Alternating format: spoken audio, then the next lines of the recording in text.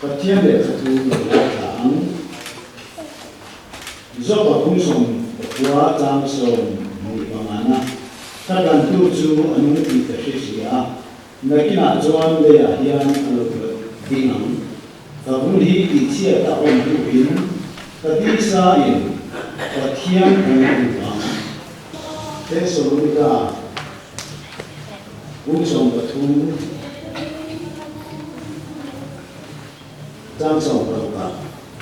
lớp ba ngày áo thun này quan hệ công chúng đúng về ôn này thiên tô tô này và tham in lâu chủ tôn sĩ biến Krista khi tổ tế chú anh tôn hóa xã chú mi hoa cho anh kể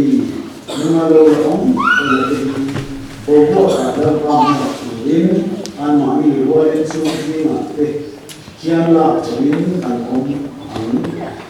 chút chuan cùng thua in lâu ba ngày là ông toán chú hoàng nghe hết thu hiền cũng thân con đủ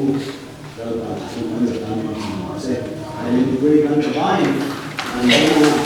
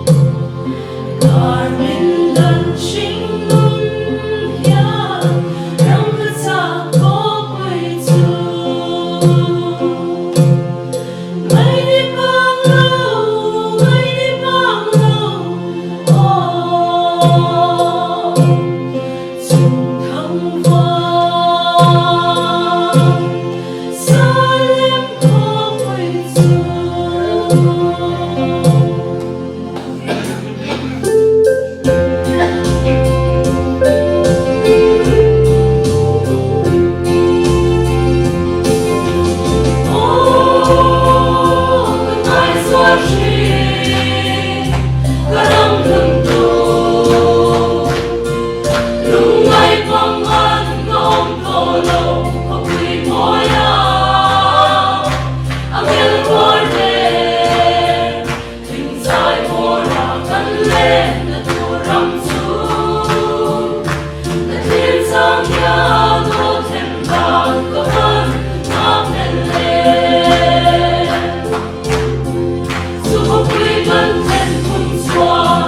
cho kênh Ghiền Mì Gõ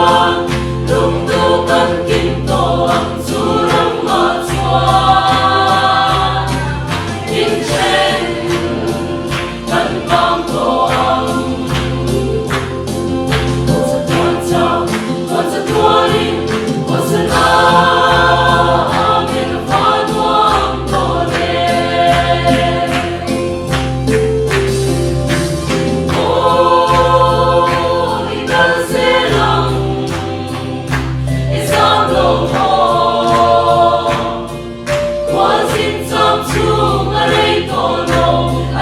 bỏ lỡ